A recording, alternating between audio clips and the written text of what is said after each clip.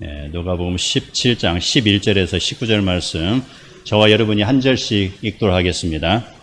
예수께서 예루살렘으로 가실 때에 사마리아와 갈릴리 사이로 지나가시다가 한 마을에 들어가시니 나병 환자 10명이 예수를 만나 멀리 서서 소리를 높여 이르되 예수 선생님이여 우리를 불쌍히 여기소서 하거늘 보시고 이르시되 가서 그 사람들에게 너희 몸을 부르라 하셨더니 그들이 가다가 깨끗함을 받은지라.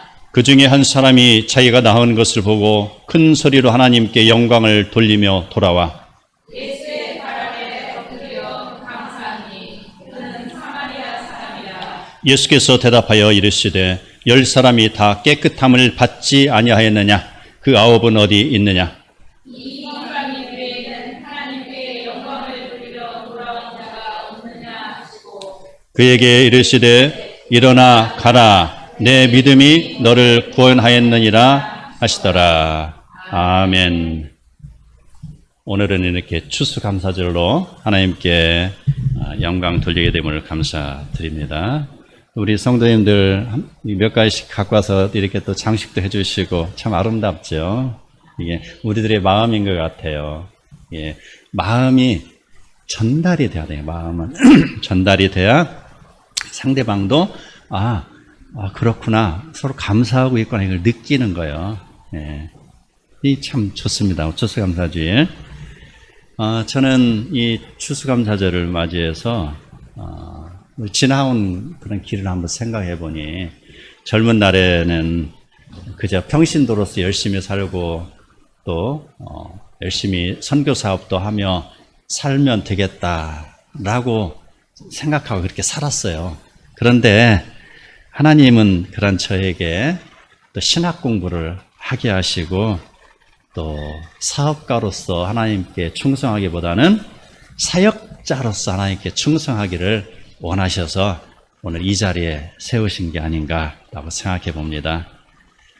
저는 목사 안수를 받고 지난 겨울에 이 충주로 와서 한빛교회에 개척하고 예배를 드리는데 한동안 우리 가족만 예배를 드렸잖아요. 아는 분이 한 사람도 없는 것이죠. 그랬을 때 참 한 생명이 소중하다. 천하보다도 귀하다라는 것을 새삼 느꼈어요. 그런데 지금 우리 성도님들 이렇게 함께 예배 드리니 이것 또한 하나님이 주신 은혜요. 감사할 조건이 아닌가라고 생각을 해보는 것이죠. 오늘 말씀의 줄거리는 하나님이 인간을 사랑하신다는 것과 그 다음에 하나님이 사랑하시는 인간을 구원받게 하기 원하신다는 것이죠. 하나님의 사랑은 인간의 구원이다라는 것이죠. 그러한 과정 속에서 하나님은 특별하게 이스라엘 백성을 세우셨어요. 그래서 세계의 역사는 이스라엘을 중심으로 이루어지는 것이고요. 일명 택함 받은 백성이라고 하잖아요. 자, 이스라엘 사람들의 관점으로 봤을 때는 주변의 사람들은 변방이냐, 이방인이 되는 것이죠. 자, 그러한 상황에서 바로 이스라엘 사람들은 가진 자잖아요. 그렇죠? 택함 받은 자잖아요.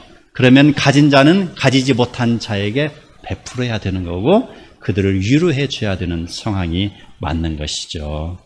자, 그런데 그 유대인들, 이스라엘 사람들은 자기 자신들이 구원받은 백성이다라는 자부심 속에서 살아가고 있다. 구원받았으니 내가 당당하다라고 생각하며 감사의 조건을 잃어버린 사람들이죠. 오늘 10명의 나병 환자가 나오는데 그들은 바로 유대인이요 사마리아인입니다.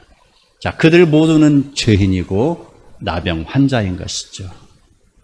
그런데 9은 사라지고 한 사람만 남았다라는 것. 자, 한 사람만 남아서 구원을 받았다라는 이 내용이 오늘의 균화법적인 서술이 되는 것입니다. 한 사람이 구원을 얻었다. 어떤 사람이 구원을 얻는지 한번 보도록 하겠습니다.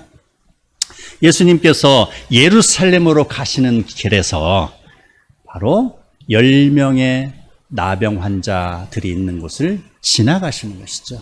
아마 일부러 그리 지나가셨을 거예요. 전에도 바로 예루살렘에서 갈릴리로 가는 길에 사마리아 여인이 있는 곳을 일부러 가셨잖아요. 그래서 그 여인을 만나 주셨잖아요. 지금 상황은 반대로 갈릴리에서 예루살렘으로 가는 길에 10명의 나병 환자가 있는 곳을 일부러 지나치시는 것이죠. 예수님께서 지금 구원의 스토리를 지금 만들고 계시는 거예요. 그 스토리를 가지고 누구에게 보여주시기 위해서요? 2022년 11월 며칠이 오늘이? 16일 살아가는 우리에게 보여주시기 위해서 이 스토리를 만드신 거예요.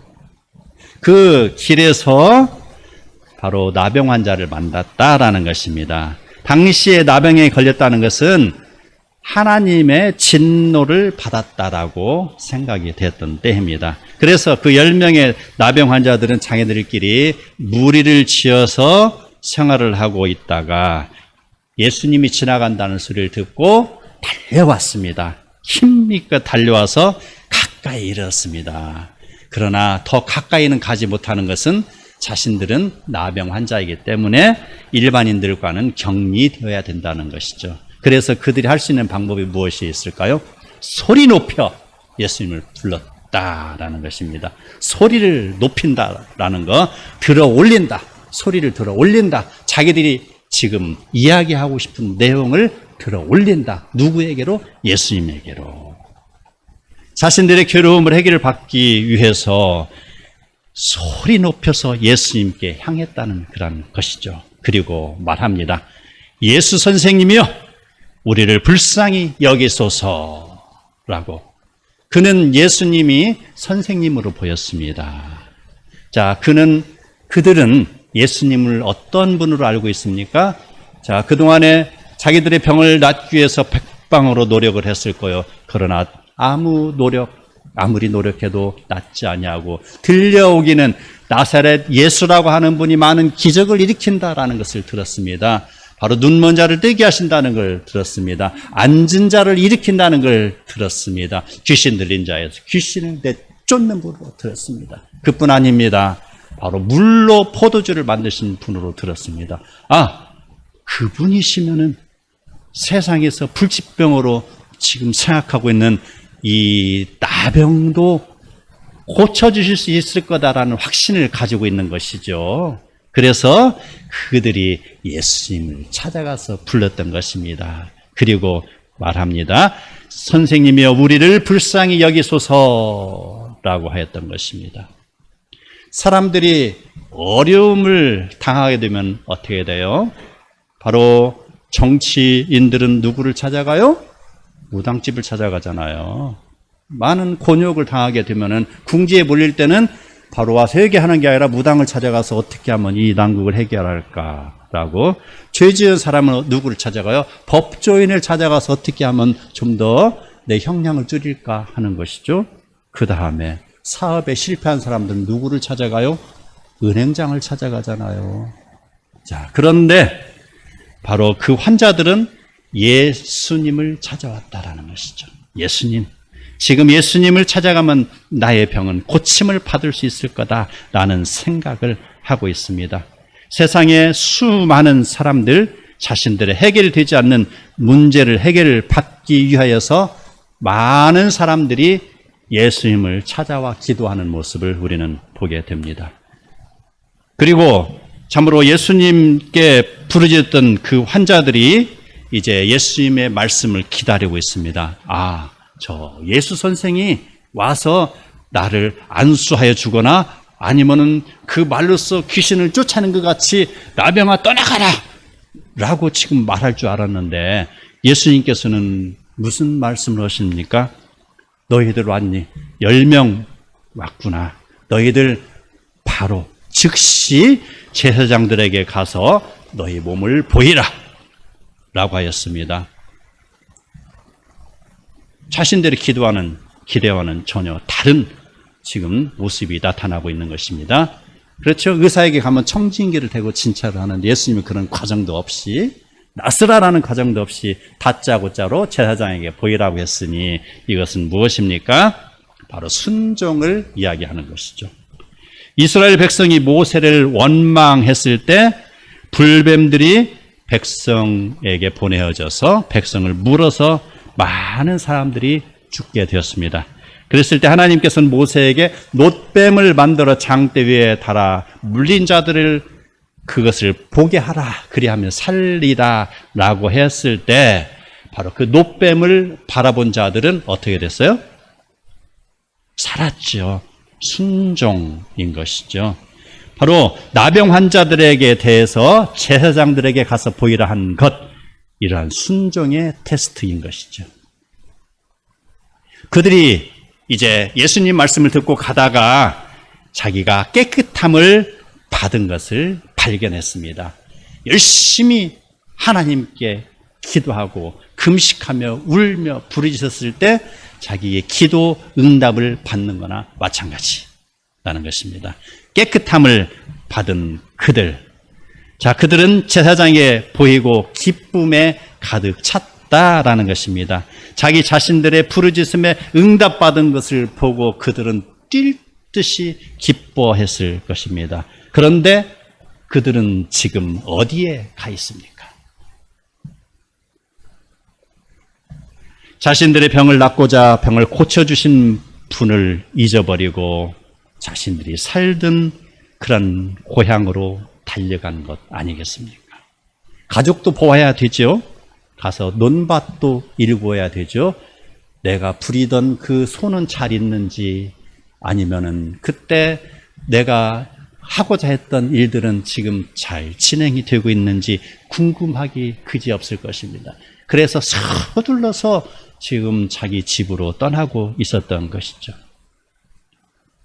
이처럼 어려움을 당한 사람들이 하나님을 열심히 찾으며 기도했지만 그 사람들, 이 병만 고쳐주시면, 이 일만 해결해 주시면, 내 자녀 대학에 합격만 하게 해주시면, 내가 배우자를 만나게만 해주시면 이라고 부르짖으면서 하나님을 찾았을 때 그것이 이루어지면 신앙생활 잘 하겠다고 다들 장담을 하고 있죠. 서원하잖아요. 이것만 이루어지면 내가 신앙생활 잘 하겠습니다 라고 하잖아요.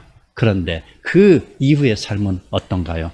이 9명의 그런 나병 환자는 고침을 받았잖아요. 지금 내 병을 고쳐주시기만 하면은 내가 예수님을 따르겠습니다, 예수님의 말씀을 따르겠습니다 라고 아마 다짐했을 것입니다. 그런데 막상 병이 낫고 보니까 그때의 그 다짐은 다 잊어버리고 세상으로 다시 돌아가는 모습, 참으로 안타깝게 그지없는 것입니다.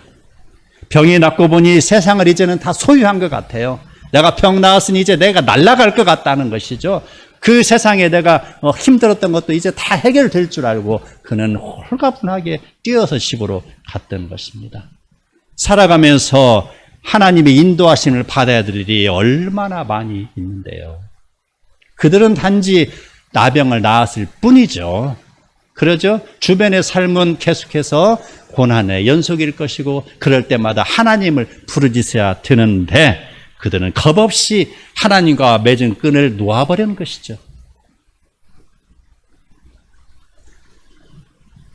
이것만 이루어지면 충성하겠다고 다짐했던 그러한 자들, 영혼의 구원에 대해서는 전혀 생각하지 못하고 그들은 하나님을 떠나 자기 자신의 길을 걸어가고 있습니다.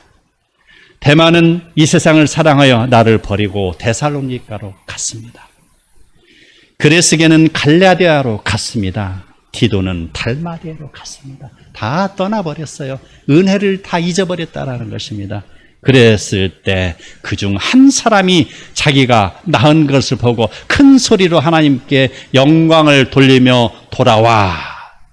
한 사람만 돌아왔다라는 것입니다. 그리고 그는 예수님의 발 앞에 엎드려 감사하니 그는 사마리아 사람이다 라는 것. 드디어 지금 9명은 떠났지만 한 사람에게서 감사하는 내용이 지금 터져나오고 있는 장면이죠. 아버님이 떠나버려서 이제 그 이후의 생활에 대해서는 우리가 알 수 없습니다. 그러나 그 한 사람에 대해서 예수님이 말씀하고 계시는 것이죠.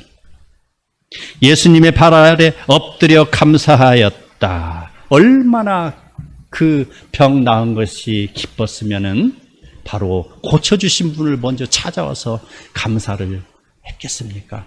자기 자신이 외쳤을 거 아닙니까? 예수님 제발 나의 병을 고쳐주세요라고 외쳤을 거 아닙니까? 그리고 다짐했을 거 아닙니까? 그런데 이 사람은 그 다짐을 지킨 것이죠. 예수님께 찾아왔다.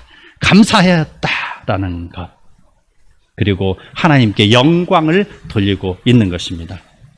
우리의 인생의 길은 바로 순간순간 결정해야 될 일이 많습니다.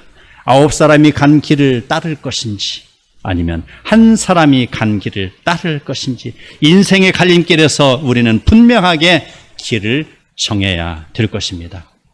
첫 번째, 자기 자신이 바라던 일을 해결받았으면 자신이 원하는 길로 가는 사람, 이 사람을 일컬어서 인생의 주인이 나인 사람이라고 할 수 있습니다. 내가 내 인생의 주인이 되는 사람이죠.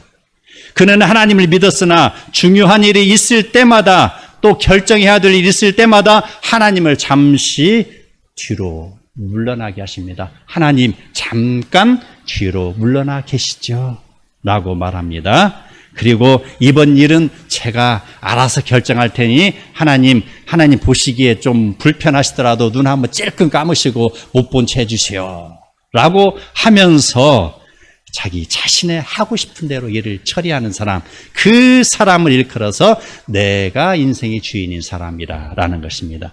고린도전서 2장 14절에 말합니다. 육에 속한 사람은 하나님의 성령의 일을 받지 아니하느니 이는 그것들이 그에게는 어리석게 보이며 또 그는 그것들을 알 수도 없나니 그러한 일은 영적으로 분별되기 때문이라 라는 것입니다. 내가 지금 잠깐 살짝 변칙을 쓰면은 나에게 큰 이득이 오는데 내가 잠깐 거짓말하면은 이 순간을 모면할 수 있는데 라고 그것을 자신의 지혜로 생각을 하고 있는 것입니다. 그래서 성령의 일을 거스리는 자, 그게 바로 자기 인생의 주인이 그 사람이라는 것이죠.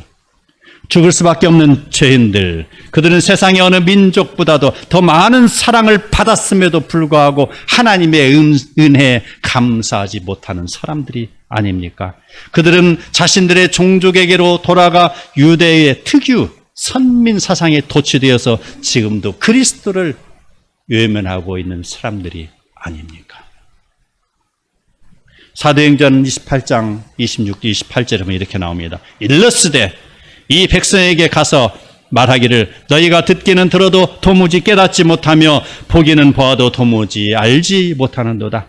이 백성들의 마음이 우둔하여져서 그 귀로는 둔하게 듣고 그 눈은 감았으니 이는 눈으로 보고 귀로 듣고 마음으로 깨달아 돌아오면 내가 고쳐줄까 함이라 하였으니 그런즉 하나님이 이 구원이 이방인에게로 보내진 줄 알라. 그들은 그것을 들으리라 하더라. 자기 자신들은 지금 선민이라고 생각하면서 구원받은 백성으로 알고 있습니다. 이스라엘 백성의 그 범주 안에 소속만 되어 있으면은 자기들은 어떻게 살아도 구원받은 그런 무리 속에 포함된다라고 생각을 하고 있는 것이죠. 커다란 착각 속에 빠져 있다라고 그렇게 했을 때 그 구원이 이방인에게로 넘어간다라는 것이죠. 두 번째, 인생의 주인이 그리스도인인 사람이 있습니다. 내 주변에 많은 일들이 벌어지고 있지만 그 일들을 나의 생각대로 하지 아니하고 하나님의 뜻을 물으며 이루어가는 사람인 것이죠. 내 인생의 왕좌에서 내가 내려옵니다. 그리고 그 자리를 예수 그리스도에게 맡긴 사람, 이러한 사람을 일컬어서 성령에 속한 사람이라고 말합니다.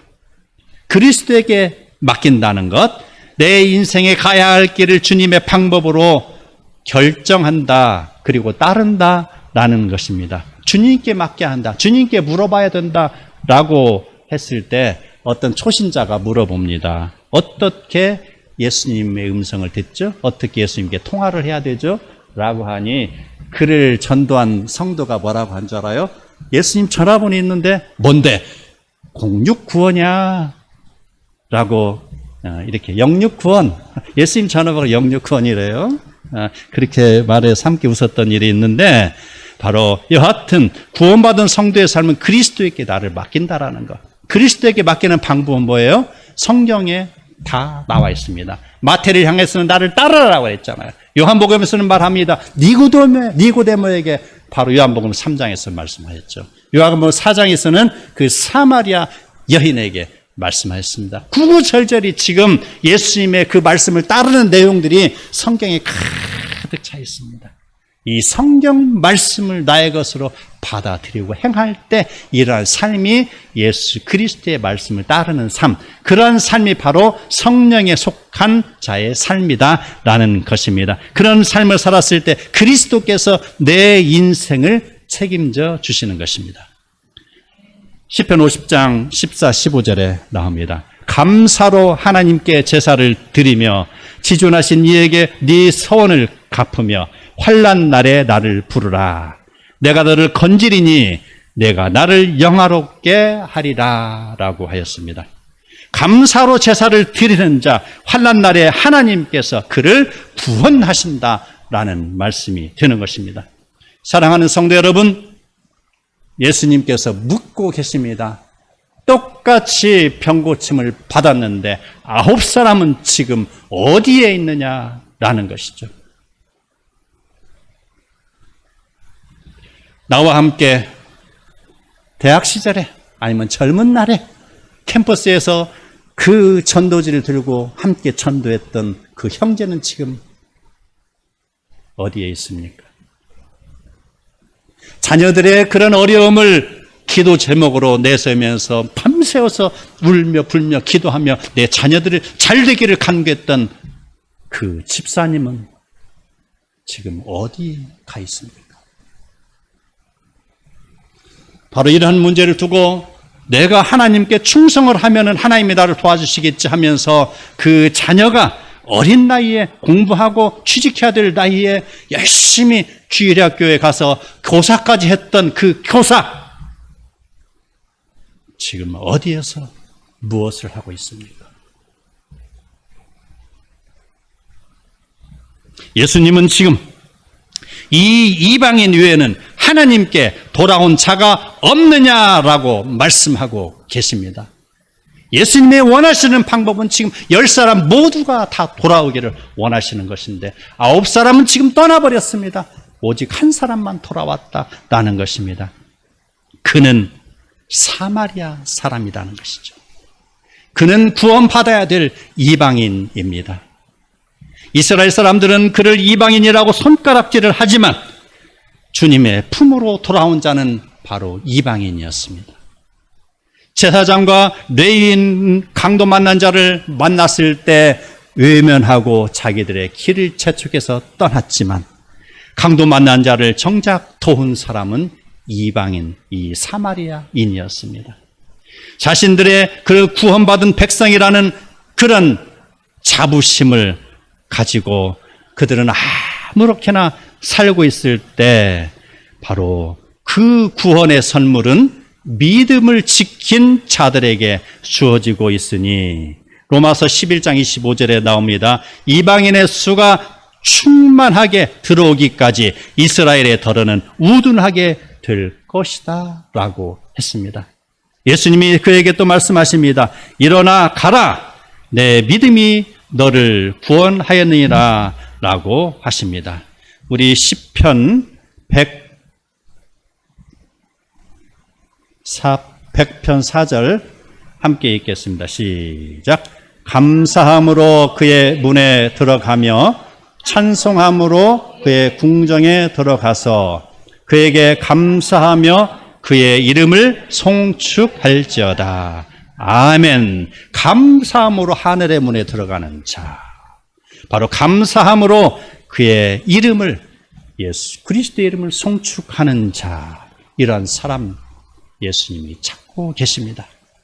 우리는 추수감사절을 맞이해서 그 은혜를 느껴야 될 것입니다. 하나님이 우리에게 공기를 주셨습니다. 물을 주셨습니다. 이 푸른 초원을 주셔서 우리를 살게 하셨습니다. 하나님이 펼쳐주신 산과 들과 골짜기를 바라보면서 감사해야 할 것입니다. 해를 주시고 달을 주시고 시절을 주시고 계절을 주셔서 우리에게 먹을 것을 풍요롭게 하신 하나님께 감사해야 할 것입니다.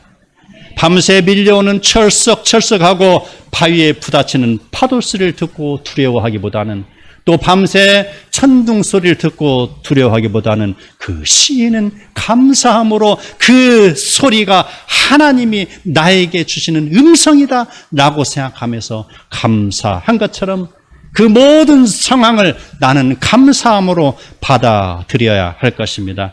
하박국 3장 17절 18절 함께 읽겠습니다. 시작. 비록 무화과 나무가 무성하지 못하며 포도나무에 열매가 없으며 감람나무에 소출이 없으며 밭에 먹을 것이 없으며 우리의 양이 없으며 요양간에 소가 없을지라도 나는 여호와로 말미암아 즐거워하며 나의 구원의 하나님으로 말미암아 기뻐하리로다. 아멘. 오늘 감사주일을 맞이해서 우리는 우리에게 주신 하나님의 은혜를 더욱 감사해야 할 것입니다. 나의 몸은 아프지만 지금까지 살아있음을 하나님께 감사하시기 바랍니다. 나의 가정 형편은 나아진 것이 하나도 없는 것 같은데 지금 나는 존재하고 내 자녀들은 계속 자라고 있음에 감사하시기 바랍니다. 나와 가족에게 복음이 들어가서 우리는 모두 구원에 이를 것을 감사하시기 바랍니다. 하나님은 감사하는 자에게 더 큰 감사할 것을 제공하십니다.